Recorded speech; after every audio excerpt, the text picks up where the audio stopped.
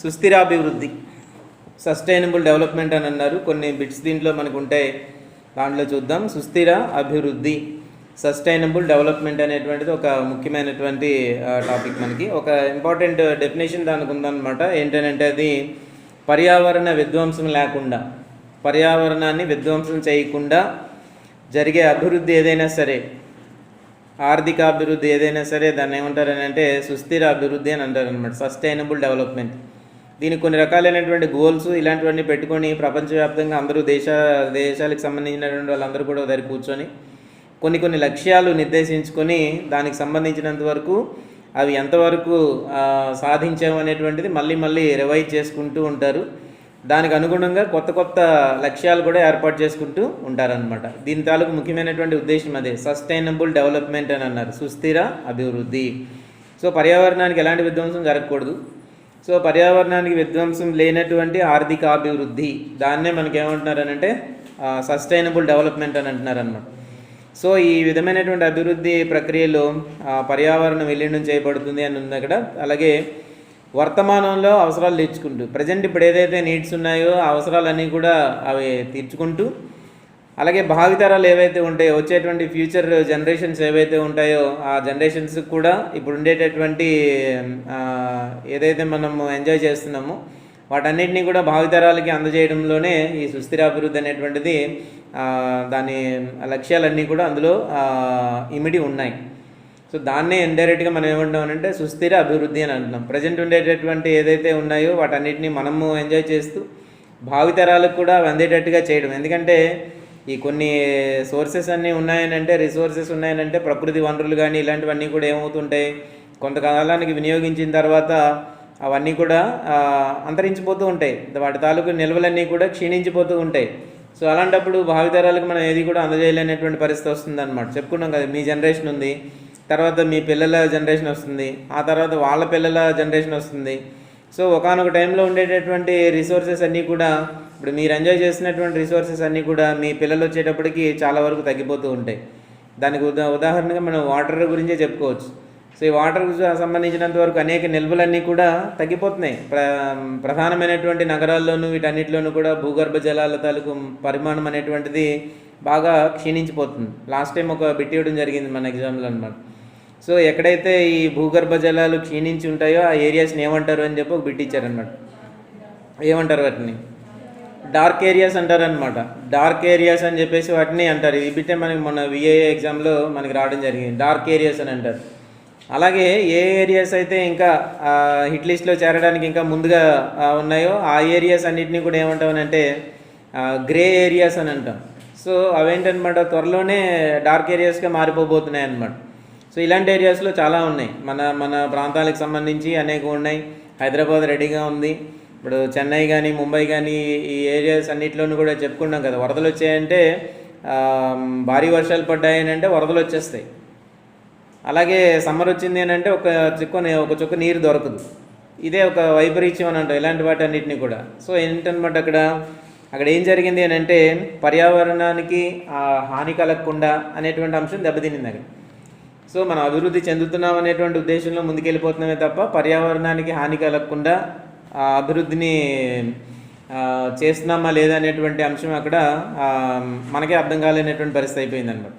So ఒక పక్కన పర్యావరణానికి హాని జరిగిపోతుంది, ఒక పక్కనేమో డెవలప్మెంట్ అని జరుగుతుంది. దాన్ని మనం ఏమైనా అనకూడదు అని అంటే సస్టైనబుల్ డెవలప్మెంట్ అని మనం అనలేము. ఎప్పుడు మనం అంటాం దాన్ని, పర్యావరణానికి హాని జరగకూడదు, అలాగే భావితరాలు ఏవైతే ఉన్నాయో వాళ్ళకి కూడా ఇప్పుడు ఉండేటటువంటి రిసోర్సెస్ ఏవైతే ఉన్నాయో అవి కూడా వాళ్ళకి కూడా అందించినప్పుడే దాన్ని సుస్థిర అభివృద్ధి అని అంటాం అన్నమాట. దీని మీద ప్రపంచవ్యాప్తంగా ఉండేటువంటి దేశాలన్నీ కూడా కొన్ని రకాలైనటువంటి మీటింగ్స్ పెట్టుకొని కొన్ని లక్ష్యాలు నిర్దేశించుకున్నాయి. వాటికి సంబంధించిన కొన్ని ఇంపార్టెంట్ బిట్స్ అనేటువంటివి చూద్దాం. దీంట్లో అన్నింటిలోనూ కలిపి మనకు ఒక బిట్ అనేటువంటిది వస్తుంది. సో నిలకడగల వృద్ధి లేదా కొనసాగించదగినటువంటి వృద్ధి అని చెప్పేసి జనరల్గా ఈ సస్టైనబుల్ డెవలప్మెంట్ని అంటారనమాట. ఈ పదాన్ని మొదటగా ఉపయోగించిన వాళ్ళు ఎవరంటే IUCN, స్విట్జర్లాండ్కి సంబంధించినంత వరకు IUCN అనేటువంటి వాళ్ళు international union for conservation of nature అనేటువంటిది. దానికి పాత పేరు కూడా ఉంది, వరల్డ్ కన్జర్వేషన్ యూనియన్ అని చెప్పేసి పాత పేరు కూడా ఉందన్నమాట. సో ఆ సంస్థ ఏదైతే ఉన్నారో స్విట్జర్లాండ్కి సంబంధించినటువంటి వాళ్ళు ఈ పదాన్ని, ఈ సస్టైనబుల్ డెవలప్మెంట్ అనేటువంటి పదం ముందుగా ఉపయోగించడం అనేటువంటిది జరిగింది. ఈ పదాన్ని అక్రమంగా రవాణా చేసే జీవ వైవిధ్యాన్ని రక్షించడానికి చేపట్టినటువంటి చర్య అని అన్నారనమాట. వరల్డ్ కన్జర్వేషన్ స్ట్రాటజీలో భాగంగా దీన్ని ఉపయోగించడం అనేటువంటిది జరిగింది. సో IUCN అంటే ఏంటి, అది ఎక్కడ ఉంది, స్విట్జర్లాండ్కి సంబంధించి. సో ఆ సంస్థ international union for conservation of nature అనమాట. దాని పాత పేరు ఏంటి, వరల్డ్ కన్జర్వేషన్ యూనియన్ అనేటువంటి దాని పాత పేరు. ఇవి మనకి అందులో ముఖ్యమైనటువంటివి అన్నమాట. ఈ సుస్థిర అభివృద్ధి అనేటువంటిది ఏంటంటే భవిష్యత్తు తరాలను దృష్టిలో పెట్టుకొని రూపొందించబడినటువంటి అంశం సుస్థిర అభివృద్ధి. మనకే కాదు, రిసోర్సెస్ అనేటువంటివి భావితరాలకు కూడా రిసోర్సెస్ అందాలి, మనం ఒకటే ఎంజాయ్ చేయడం కాదు, వాళ్ళకు కూడా అందాలనే ఉద్దేశంతో ఈ లక్ష్యాలను కొన్ని ఏర్పాటు చేయడం అనేటువంటిది జరిగింది. సో అంతర్జాతీయ సంఘం ప్రపంచవ్యాప్తంగా సంరక్షణ వ్యూహంలో మొట్టమొదట 1980లో సుస్థిరాభివృద్ధి అనేటువంటి భావన ఎప్పుడు స్టార్ట్ అయింది అని అంటే 1980లో దీన్ని ప్రారంభించడం అనేటువంటిది జరిగింది. 1980 అప్పటి నుంచి మొదలైంది అనమాట. ఆ తర్వాత 1983లో UNOలో ఆధ్వర్యంలో నార్వే ప్రధాని బ్రంట్లాండ్, ఇది ముఖ్యమైనవి అనమాట, దీంట్లో ఇంపార్టెంట్ బిట్స్ ఇవి. దీనికి సంబంధించినంత వరకు ఏదైతే సుస్థిరాభివృద్ధి ఉందో దానికి సంబంధించినంత వరకు మొట్టమొదట యాక్టివిటీ ఎప్పుడనంటే 1983 ఐక్యరాజ్య సమితిలో నార్వే ప్రధానమంత్రి ఎవరైతే ఉన్నారో ఆయన పేరు ఏంటంటే బ్రంట్లాండ్, అతని అధ్యక్షతన ఏర్పాటు చేయబడినటువంటి ఒక సదస్సు జరిగింది. పర్యావరణము అభివృద్ధి అనేటువంటి అంశంతో ఒక సదస్సు అనేటువంటిది జరిగింది. ఈ సుస్థిరాభివృద్ధి అనేటువంటి భావన, దానికి సంబంధించి పర్యావరణంలో ఎదుర్కొనేటటువంటి అనేక సమస్యలు, వీటికి సంబంధించినటువంటి ఒక కొత్త భావన అనేటువంటిది అక్కడ ప్రవేశపెట్టడం జరిగింది. సో 1983 ఏ అధ్యక్షుడు, ఏ దేశానికి ప్రధానమంత్రి, నార్వే దేశపు ప్రధానమంత్రి ఎవరు అనమాట, బ్రంట్లాండ్ అధ్యక్షతన ఒక సదస్సు జరిగింది. ఆ సదస్సు పేరేంటి అని అంటే పర్యావరణము మరియు అభివృద్ధి అనేటువంటి సదస్సు అనమాట. సో వాళ్ళొక నూతన భావన ప్రవేశపెట్టారు, అలాగే ఒక నివేదిక సమర్పించడం జరిగిందనమాట. దాని పేరేంటి అని అంటే మన ఉమ్మడి భవిష్యత్తు, అవర్ కామన్ ఫ్యూచర్, ఇదనమాట. అది కూడా ముఖ్యమైనటువంటివి.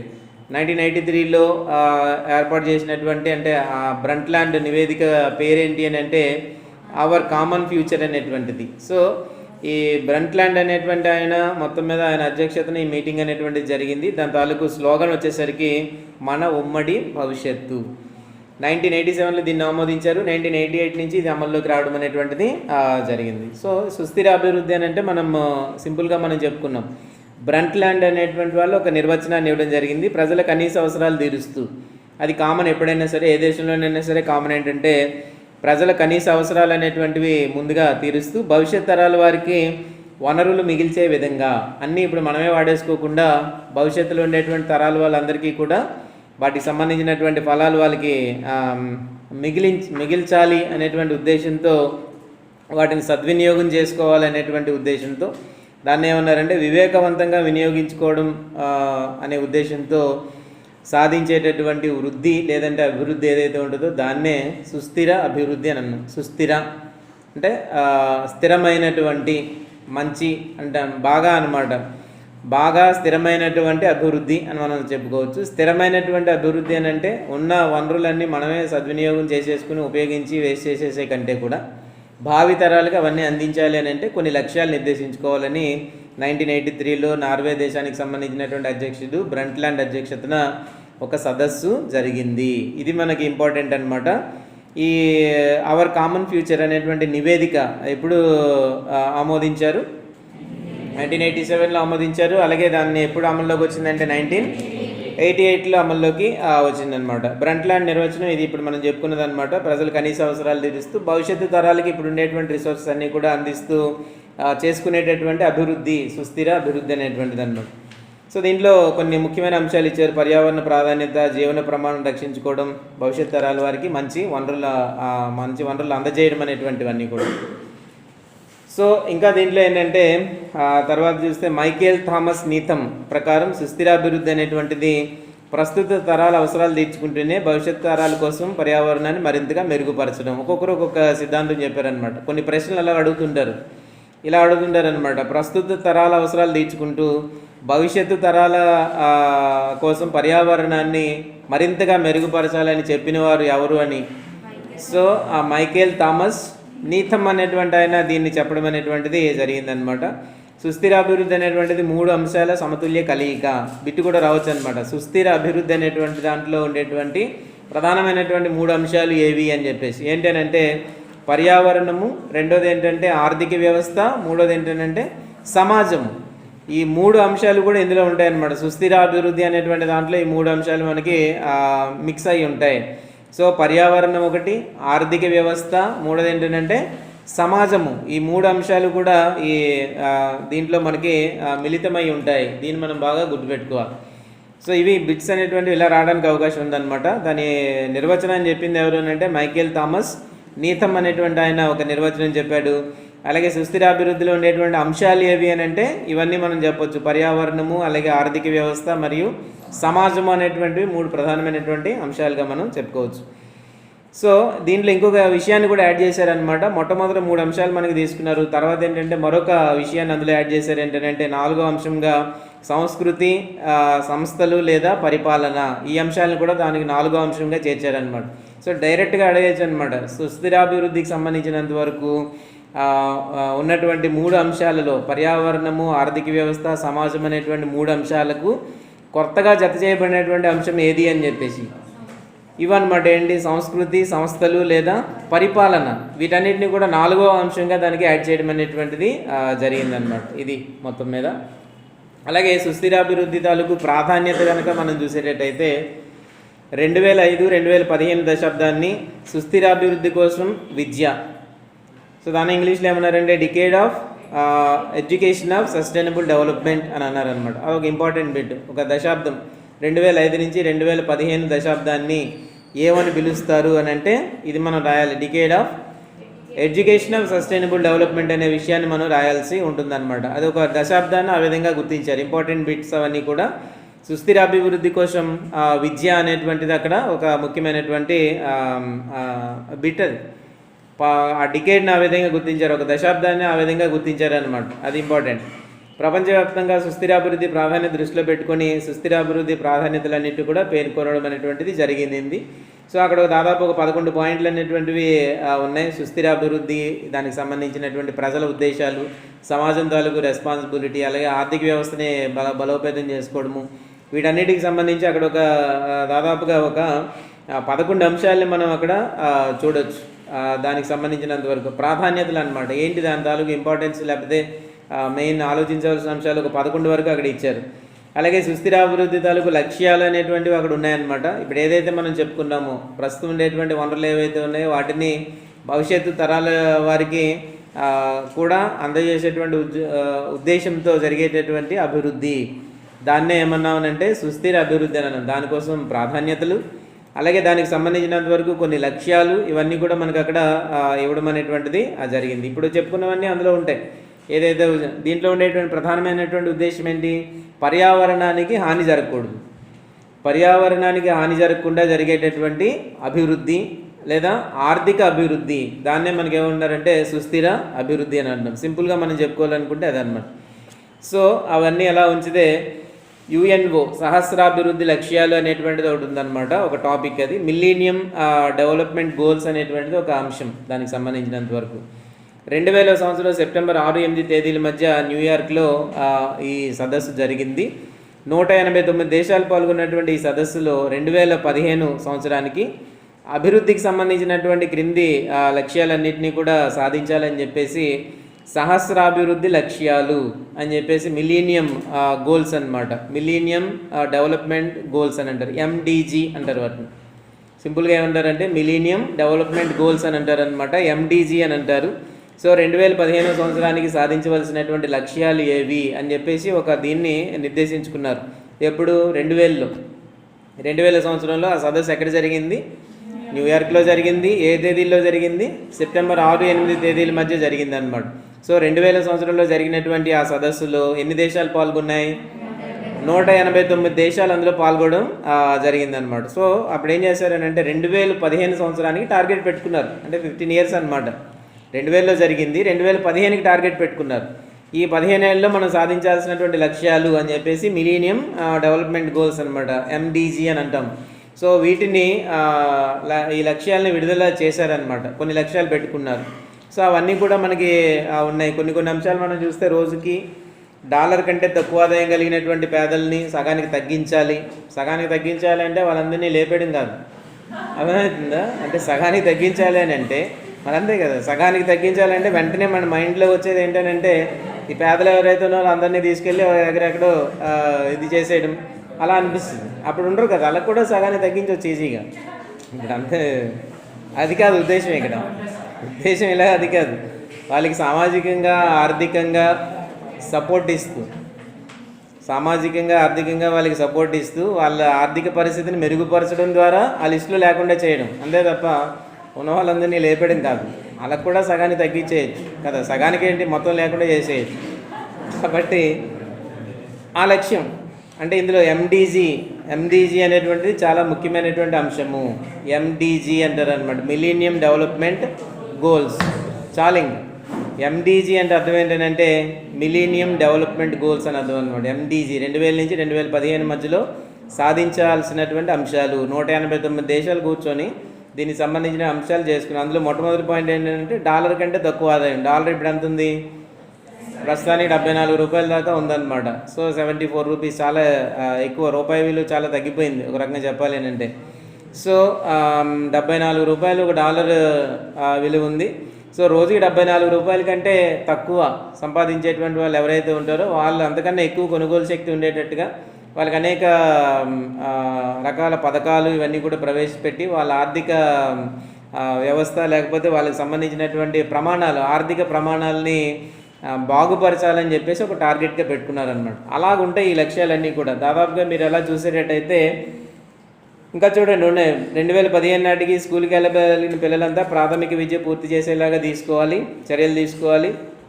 లింగ వ్యత్యాసాన్ని రూపుమాపాలి, మహిళా సాధికారత సాధించాలి. ఇవన్నీ 2000లో అనుకున్నారు. అంటే ఇప్పటికీ కొంతవరకు సాధించారు కానీ 100% అయితే ఇవన్నీ కూడా సాధించలేదు. ఇప్పుడు ఇలా సాధించాల్సినటువంటి లక్ష్యాలు ఇవన్నీ కూడా ఇప్పటికీ కూడా ఉన్నాయి. 2020 వచ్చేసినప్పటికీ కూడా కొన్ని మాత్రమే సాధించగలిగారు కానీ అనుకున్నవన్నీ కూడా సాధించలేకపోయారన్నమాట.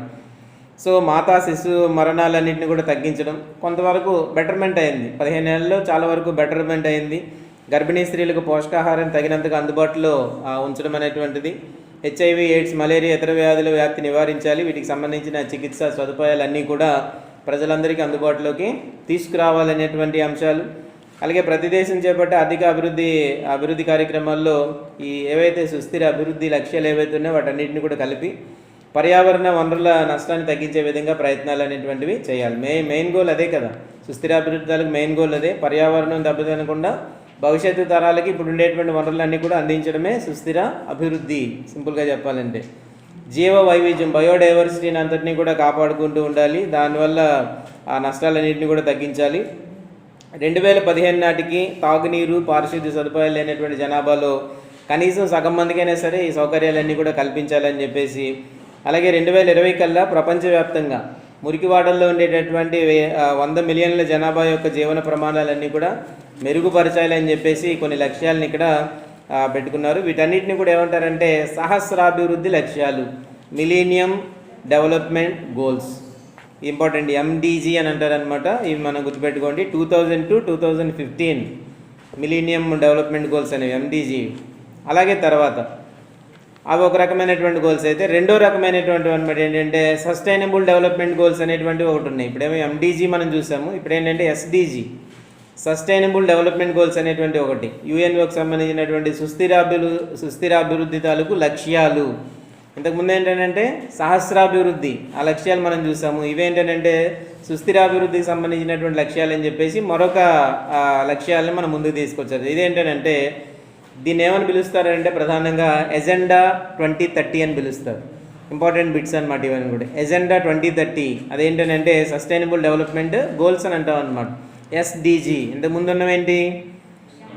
ఎండీజీ, మిలీనియం డెవలప్మెంట్ గోల్స్ అనేటువంటి సహస్రాభివృద్ధి లక్ష్యాలు అనేటువంటి. ఇవేంటంటే సస్టైనబుల్ డెవలప్మెంట్ గోల్స్ అనమాట, ఎస్డిజి అని అంటాం. దీనికి ఇంకో పేరు ఏంటంటే ఎజెండా 2030. ఇంతకుముందు ఏంటి 2000 నుంచి 2015 వరకు ఉండేటువంటివి ఎండీజీ. 2000 అంటే మిలీనియం ఇయర్ కాబట్టి మిలీనియం డెవలప్మెంట్ గోల్స్ అని చెప్పేసి మనకు అలా చెప్పుకున్నాను. ఇవి వచ్చేసరికి ఏంటంటే 2030, 2020 కూడా కాదు 2030 వరకు ఉండేటువంటి లక్ష్యాలు అనమాట. 2030 సంవత్సరానికి సాధించవలసినటువంటి లక్ష్యాలు అన్నీ కలిపి ఎస్డిజిగా మనకి చెప్తున్నారు. ఇవి ఎప్పుడోనంటే సెప్టెంబర్ 25, 2015. ఇది ఎప్పుడు జరిగిందో చూడండి. సెప్టెంబర్ 25, 2015 న్యూయార్క్లో జరిగింది. సేమ్ అక్కడే ఇంతకుముందు ఏదైతే జరిగిందో అక్కడే ఇది కూడా జరిగింది. సహస్రాభివృద్ధి లక్ష్యాల స్థానంలో సుస్థిరాభివృద్ధి లక్ష్యాలను ప్రవేశపెట్టడం జరిగింది. ఎందుకంటే 15 ఏళ్ళ పీరియడ్ అయిపోయింది, 15 ఏళ్ళ టైం అయిపోయింది కాబట్టి సహస్రాభివృద్ధి ఎండిజీ గోల్స్ గురించి అయిపోయింది. అక్కడ మళ్ళీ దాని మీద చర్చ జరిపి ఏంటనంటే ఎస్డిజి సస్టైనబుల్ డెవలప్మెంట్ గోల్స్ గురించి మనకి చెప్పారనమాట. దీంట్లో బిట్స్ ఏంటంటే 2015 నుంచి 2030 మధ్య ప్రపంచ దేశాలు సాధించాల్సినటువంటి లక్ష్యాలన్నీ కూడా ట్రాన్స్ఫార్మింగ్ అవర్ వరల్డ్ అలా పెట్టారు. The 2030 agenda for sustainable development పేరుతో ఒక దీన్ని విడుదల చేశారనమాట, ఒక నివేదిక. దీనిలో భాగంగా ఎన్ని లక్ష్యాలు అంటే 17 లక్ష్యాలు. నెంబర్ ఇంపార్టెంట్ అనమాట. ఎస్డిజిలో లక్ష్యాలు ఎన్ని అని అంటే 17, 169 ఉద్దేశాలు. ఇవి ఇంపార్టెంట్ అనమాట. 17 లక్ష్యాలు, 169 ఉద్దేశాలు కలిపి వీటన్నిటిని కూడా యుఎన్ఓ సాధారణ సభ, ఐక్యరాజ్య సమితి సాధారణ సభ వీటిని ఆమోదించింది అనమాట. సో ఇక ఇంపార్టెంట్ ఏంటంటే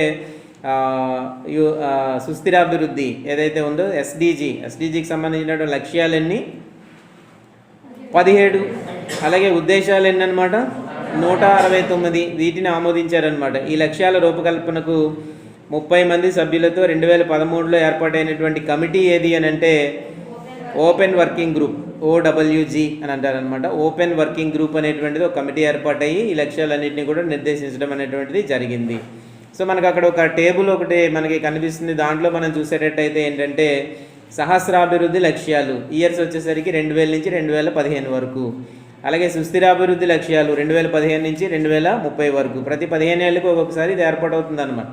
సో 15 ఏళ్ళలో మనం అనుకున్న అన్నీ కూడా సాధించామా లేదా అనేటువంటివన్నీ కూడా ఒకసారి మళ్ళీ రివైజ్ చేసుకుని, ఇంకా సాధించినవన్నీ పక్కన పెట్టుకొని సాధించాల్సిన అన్నిటి గురించి కూడా మళ్ళీ 2030లో మళ్ళీ మీటింగ్ జరుగుతుంది. అర్థమైందా? 2000లో జరిగింది, 2015లో మళ్ళీ జరిగింది, మళ్ళీ ఎప్పుడు జరుగుతుంది 2030 అంటే 15 ఇయర్స్కి ఒక్కొక్కసారి ఇది జరుగుతూ ఉంటుంది అనమాట. సో దానికి మళ్ళీ ఇంకొక పేరు ఏదో పెడుతూ ఉంటారు. సో సస్టైనబుల్ డెవలప్మెంట్ గోల్స్కి ఇంకొక పేరేంటి?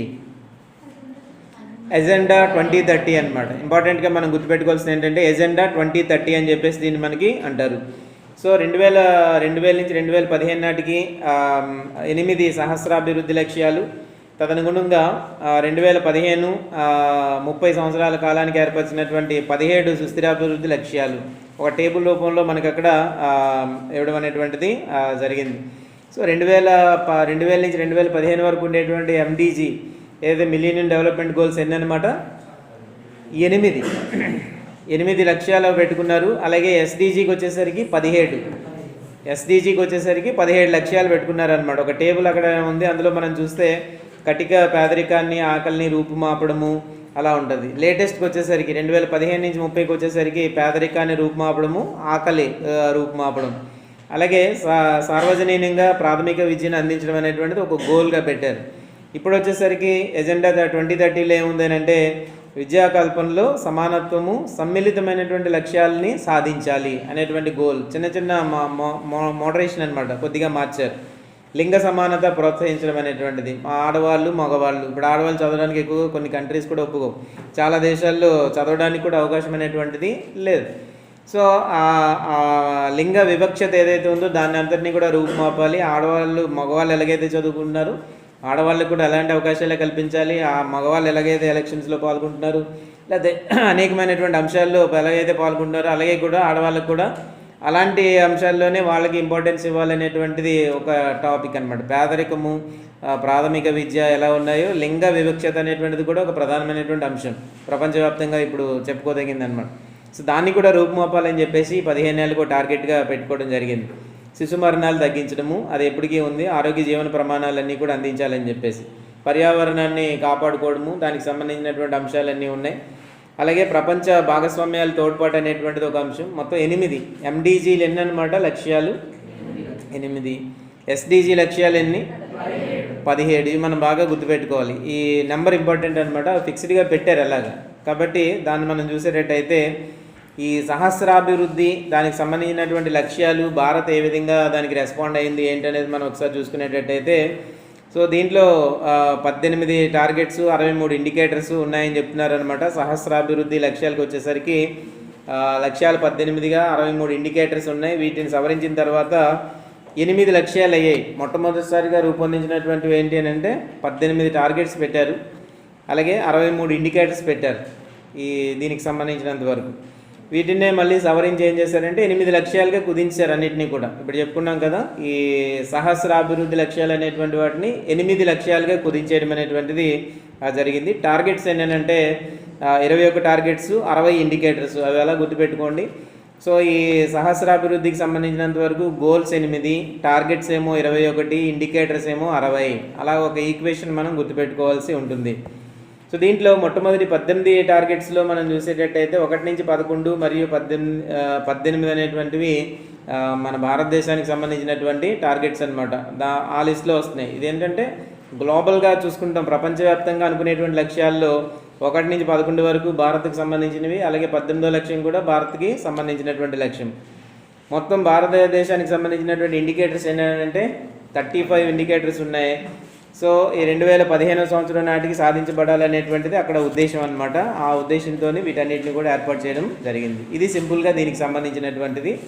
సో సుస్థిర అభివృద్ధి అనేటువంటిది ఏంటి, దానికి సంబంధించి ఏంటి అనేటువంటి మనం కొన్ని ఇంపార్టెంట్ పాయింట్స్ అవన్నీ మనం బాగా గుర్తుపెట్టుకోవాల్సి ఉంటుంది. IUCN అనేటువంటిది ఏంటి, అసలు మొట్టమొదట సుస్థిరాభివృద్ధి మీద సదస్సు అనేటువంటిది ఎక్కడ జరిగింది, దానికి అధ్యక్షుడు ఎవరు, ఇవన్నీ అనమాట. నార్వే ప్రధాని బ్రంట్లాండ్ అధ్యక్షతన ఇవన్నీ కూడా జరగడం జరిగింది.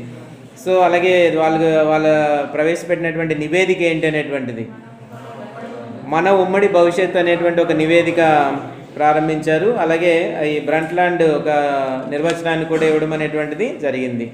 సో సుస్థిరాభివృద్ధి గురించి ఒక నిర్వచనాన్ని ఇచ్చింది ఎవరనంటే మైకేల్ థామస్ నీథమ్ అనేటువంటి వ్యక్తి మనకి ఇచ్చారనమాట. ఒక నిర్వచనాన్ని ఇవ్వడం జరిగింది.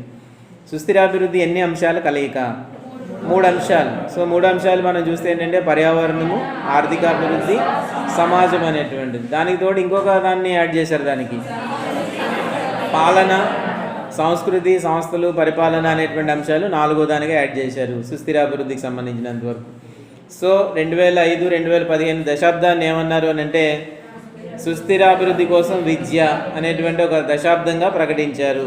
మొత్తం మీద సుస్థిరాభివృద్ధి కోసం విద్య అనేటువంటి ఒక దీనిగా ప్రారంభించారు. Decade of education of sustainable development అనేటువంటి డికేడ్ అనమాట. మొత్తం 10 ఇయర్స్ని అలాగా 2005 నుంచి 2015 వరకు. అదొక ముఖ్యమైనటువంటి అంశం. అలాగే millennium development goals, sustainable development goals అనేవి మనం బాగా గుర్తుపెట్టుకోవాలి. మిలీనియం డెవలప్మెంట్ గోల్స్ అని అంటే 2000 నుంచి 2015 వరకు ఉండేటువంటి 15 ఏళ్ల కాలంలో సాధించాల్సినటువంటి అంశాలన్నింటినీ కూడా మిలీనియం డెవలప్మెంట్ గోల్స్ అని చెప్పేసి అంటున్నారు. 2000 సంవత్సరంలో మీటింగ్ జరిగింది. ఎక్కడ జరిగింది? న్యూయార్క్లో జరిగింది. డేట్స్ ఎప్పుడు? సెప్టెంబర్ 6 నుంచి 8 తారీఖుల మధ్యలో జరిగింది. ఎన్ని దేశాలు పాల్గొన్నాయి? 189 దేశాలు పాల్గొన్నాయి మ్యాక్సిమం అనమాట. 189 దేశాలు పాల్గొన్నాయి. 2015 సంవత్సరానికి సాధించాల్సినటువంటి అంశాలన్నిటి గురించి కూడా అక్కడ చర్చించి కొన్ని లక్ష్యాలన్నింటినీ కూడా నిర్దేశించుకోవడం అనేటువంటిది జరిగింది. సో 2015 వచ్చేసిన తర్వాత 2015లో ఆల్రెడీ 15 ఇయర్స్ అయిపోయింది కాబట్టి మళ్ళీ దాన్ని రివైజ్ చేసి కొత్త లక్ష్యాలన్నీ కూడా నిర్దేశించుకోవడం జరిగింది. దాన్నే మనకి ఏమంటారంటే సస్టైనబుల్ డెవలప్మెంట్ గోల్స్ అని, SDG అని అంటారు దాన్ని. ముందు వాటినేమో MDG అని అంటారు. వీటిని ఏమంటారంటే సస్టైనబుల్ డెవలప్మెంట్ గోల్స్ అని అంటారు అనమాట. సో MDGకి ఇంకొక పేరు ఏంటంటే ఇంపార్టెంట్ అదనమాట, ఎజెండా 2030. సో 2030లో మళ్ళీ ఒక మీటింగ్ జరుగుతుంది. జరిగిన తర్వాత ఈ 15 ఏళ్ళలో మనం అనుకున్న లక్ష్యాలు ఎన్ని సాధించామనేటువంటి దాన్ని నిర్ణయం చేసుకుని మళ్ళీ కొత్త అంశాలు దాంట్లో చేరుస్తారనమాట. ఇవన్నీ చేర్చడము, ఇవన్నీ ఉద్దేశాలు ఏంటంటే సుస్థిరమైనటువంటి అభివృద్ధి సాధించడమే ప్రధానమైన ఉద్దేశం అనమాట. సుస్థిరాభివృద్ధి అని అంటే అర్థం ఏంటి? పర్యావరణానికి హాని చేయకూడదు, పర్యావరణానికి హాని చేయకుండా మనం సాధించేటటువంటి ఆర్థిక అభివృద్ధి, దాన్నే మనం ఏమంటామంటే సుస్థిర అభివృద్ధి అని అంటాం అన్నమాట. ఇంకొక విధంగా మనం చెప్పుకోవాలనుకుంటే ప్రస్తుతం ఉండేటటువంటి వనరులు ఏవైతే ఉన్నాయో అవి మనం సద్వినియోగం చేసుకుంటూ భావితరాలకు కూడా అందేలాగా చేయడము, దాన్ని కూడా సుస్థిరాభివృద్ధి అని చెప్పి మనం అనుకోవచ్చు అన్నమాట. సో ఇది ముఖ్యమైనటువంటి అంశాలు. ఇయర్స్ అయితే గుర్తుపెట్టుకోవాలి. MDG అయితే మాత్రం 2000 నుంచి 2015 వరకు, అలాగే SDG అయితే 2015 నుంచి 2030 వరకు. సో ఎజెండా 2030 ఇలాంటి వాటి మీద మనకి ఏమైనా బిట్స్ రావడానికి అవకాశాలు ఎక్కువగా ఉంటాయన్నమాట. కాబట్టి దీంట్లో నుంచి ఇప్పుడు ఏదైతే మనం చెప్పుకున్నామో వీటన్నిటిలో నుంచి కూడా ఒక బిట్ రావడానికి అవకాశం ఉంటుంది. ఒకటి కావచ్చు, రెండు కావచ్చు, ఏదైనా అంతకన్నా ఎక్కువైతే రావు. కానీ ప్రతి దాంట్లో ఈ విధంగానే అడుగుతుంటారు, ఒక టాపిక్, ఒక బిట్ అనమాట. సో మనకి ఇది కంప్లీట్గా ఉంది కాబట్టి సుస్థిర అభివృద్ధి అనేటువంటి తప్పకుండా దీని గురించి చదవండి.